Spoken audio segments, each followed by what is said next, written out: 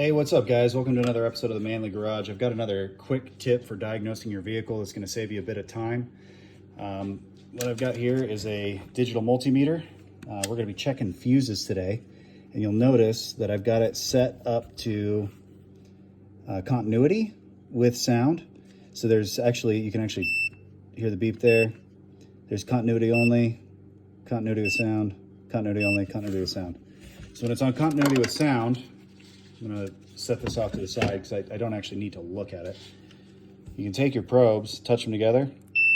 Okay, so now we can hear what's going on, right?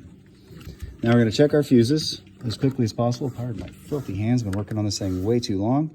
And you've got these little metal points right at the top of the fuse. So you touch one side to one side, the other side to the other.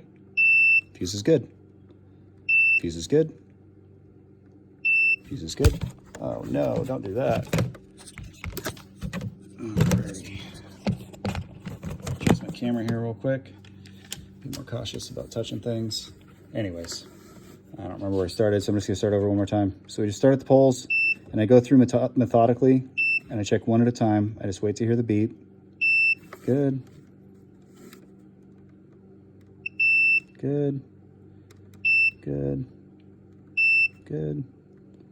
Good. Good. Now you're gonna know, oh, hello. Check that out. Haha, oh, no, we're good. Just kidding. Continuing on. Anyways, when you don't get the beep, that's when you gotta get concerned. I mean, you can check your big fuses the same way. They've got this access port in the top. Most of the time you can get your probe down in there. Unfortunately, on this one I cannot. I thought I could, but anyways, most of them you can check. And this is the fastest way to check, I found at least, to check my fuse boxes. Looks like on these 60s, you can't quite get the probe to touch the metal. So they're just not quite spaced out far enough. Either that or they're all burned up and I'll end up having to pull them and give them a manual check anyways. But this is a lot faster than trying to look at your fuse box, pull every single individual fuse, check them one by one, and then this was actually the fuse that I came to check. This is for the NOx sensor. I'm getting a signal open, but sounds like it's good. Check this guy one more time. It is good. Yep, we're good. So the fuses, unfortunately, are not the issue in this case. I was really hoping I had a blown fuse, but it's kind of looking like I might need to get a new NOx sensor. Anyways, if you want more tips like this, please like and subscribe. I've got all kinds of weird stuff that I've been doing for a long time and figured out on how to save you time working on your car. Anyways, this has been another episode of the Manly Garage.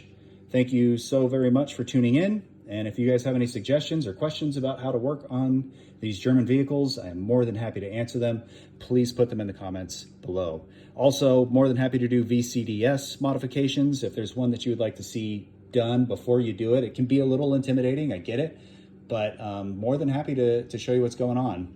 On site, I have a C7 S6, a C7 3.0 TDI, A7, and I also have a 2014 Audi Q7 that I'm gonna start doing VCDS mods on as well.